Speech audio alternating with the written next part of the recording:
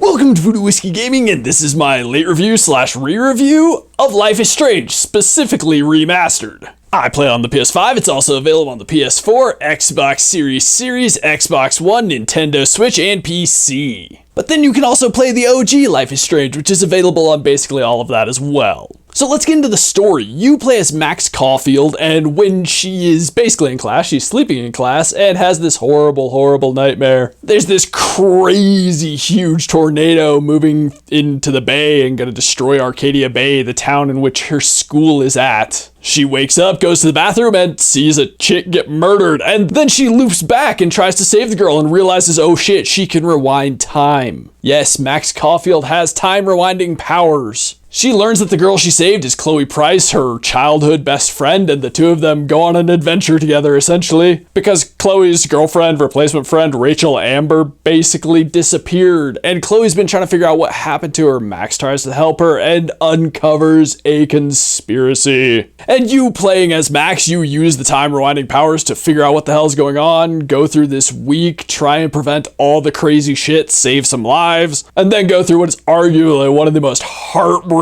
sections of a game like ever. And since I've played and reviewed Life is Strange, I gotta say, still heartbreaking. What I am going to say about the story is it is still phenomenal. It still blows my mind. I still am absolutely in love with the writing. And even more so this playthrough because I knew the story beats, so I was able to explore more and see what was going on in the world a lot more and get to know these other characters more and more about a lot of these side characters that I really missed out on a lot of stuff previously. But suffice to say, the story still just absolutely blew me away, still hit me in the feels, still made me laugh, still made me fearful for the characters, just, it did everything. Now let's move on to the audio, and the first thing I'm going to say is the sound effects are good.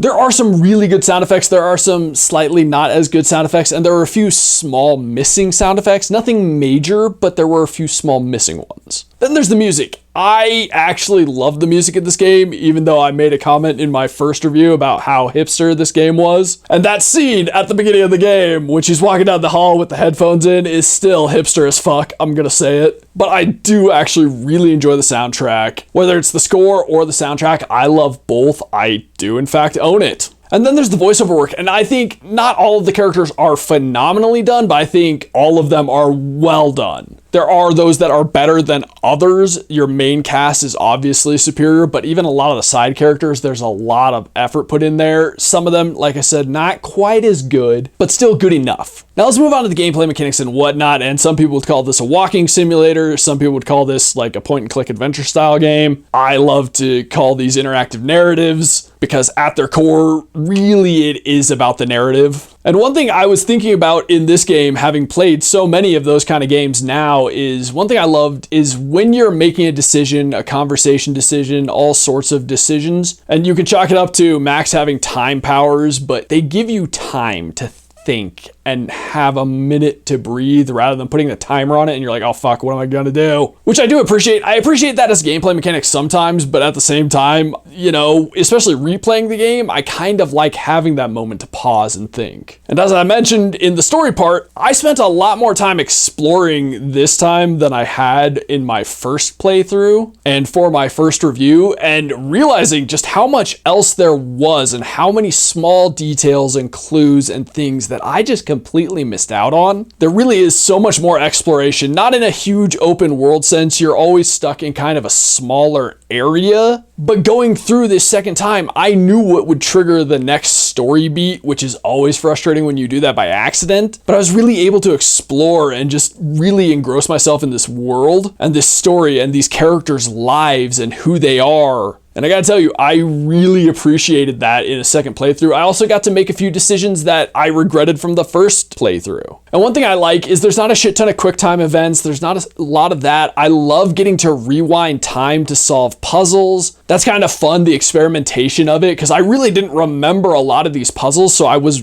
kind of replaying them almost for the first time. It's been such a long time. But using Max's powers to be like, oh, I did this, now I can do this. There's one where you need to get through a door, and you get through the door, but to trick the whole system, you can then rewind and the door will be locked, but you're already in the room. And you're supposed to do that, but it's fun and it works, and I enjoyed that. There's not like an insane level of depth to the mechanics that you have control over. It's not one of those games. It's not a fighting game. It's not something like that. But what is interesting is the whole butterfly effect concept, and when you get that little message up in the corner, this decision will have consequences. It is really interesting to see how those play out, because they may play out a chapter or two later. But like I say, I still really enjoy what they did here. You can see the solid foundation for the later Life is Strange games. Now let's get on to the controls. And I like the controls. I think they work well. They're very simple. Given the type of game this is, they don't need to be overcomplicated, and they work. Now let's get into the graphics and visuals, and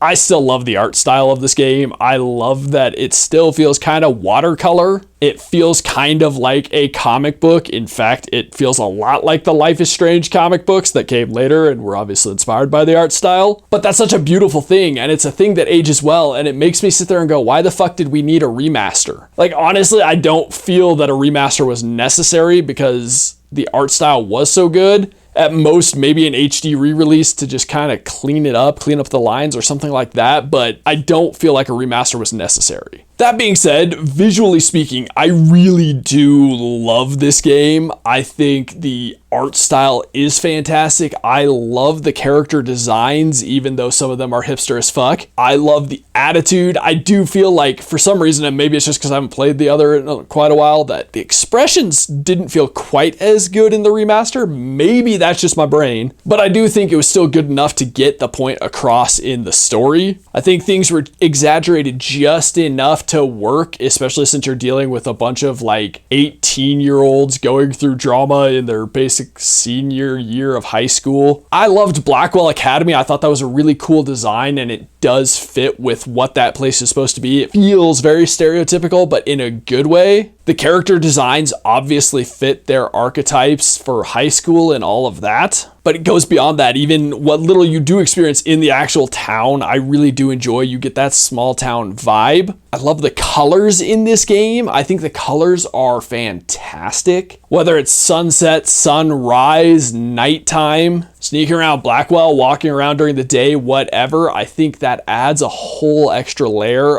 I really just do appreciate the art style, but I do have to say the remastered version had a lot of issues visually and not even visually that I need to talk about. First off, visually, I had some weird shit happen. There were a few times in like a cutscene where it was cutting to different people throughout like the night, and it would cut to them and then it would like blink black and then pay back and then cut to the next person, blink black and then go back to the scene. And it did that for every single one. And it just felt weird, and it was just momentarily, but it was literally like I had blinked, but I didn't blink. And it did that for every single one, and that looked weird. There are also some weirdness with the shadows. Some of them are flashing at times. Some of them just feel out of place. And then I had some weird ass moments where a character would be standing there and then there'd be like a clone of them warping up and down or something. I had that happen to me multiple times, and I don't recall that happening to me when I played the original, but it's been a long time. I mean, I just looked back. I did have some visual issues then. I didn't have any of those this time, but I had new ones. Like I had mentioned the warping, and that happened to me a few times, which obviously distracting, and you would really hope that the remastered version would fix all that shit, which it did, but then it wouldn't have its own issues. And I had issues beyond the visual, including a glitch, and it's a known glitch, and it hasn't been fixed yet because this has been out for a minute. And that's upsetting because I almost didn't think I was going to be able to complete this playthrough. There was literally a puzzle where I would do all the steps of the puzzle, and then it would be like, oh, now you can't interact with this last step of the puzzle. And I had to redo that at least a dozen times before it just finally worked, and I had to do some other things. I don't know if I had to, but I did a few other things, like just trying to see if maybe these would fix it and make it work, and they happened to, but maybe that was just dumb luck. And as stated, this is a known glitch. This glitch has been here for a while. Plenty of people have bitched about it, and I'm still running into it months and months later. Sorry, years and years later, not months. That's fucking ridiculous. Really? A glitch that makes it so you have to restart the checkpoint a dozen or more times before you can finally complete this one puzzle, and we're talking over 3 years later and it's not fixed. That's fucked up.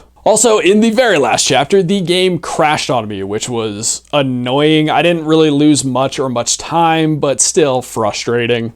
So to get into the wrap-up, Life is Strange still has one of my favorite stories in gaming of all time. It has one of the most heartbreaking moments in gaming of all time still. But there is no perfect version of this game unless the OG version has been patched and my issues with that have been fixed. But there are still issues with the remaster. I recommend playing this game. I really do. But God, I wish there was just a cleaner version of this game. Really, the majority of the reason I did this was because a friend recommended I go back and take a look. And I really do appreciate that because I'm like, this game that I've always put on this pedestal, does it earn that spot? And you know what? From a storytelling standpoint, yes, it absolutely does. From a graphics standpoint, it still has some issues. It's unfortunate that some of this shit has not been patched after 3 years of the remaster. So do I recommend this game? Yes. Am I giving you a heads up that there are some issues? Yes. I think if you love these kind of games, this is such a fantastic story and you should absolutely experience it.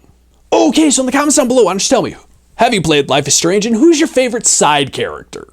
As always, thanks for watching. If you enjoyed the video, please hit that like button. And if you like what I'm doing in general, share and subscribe. Have a good one.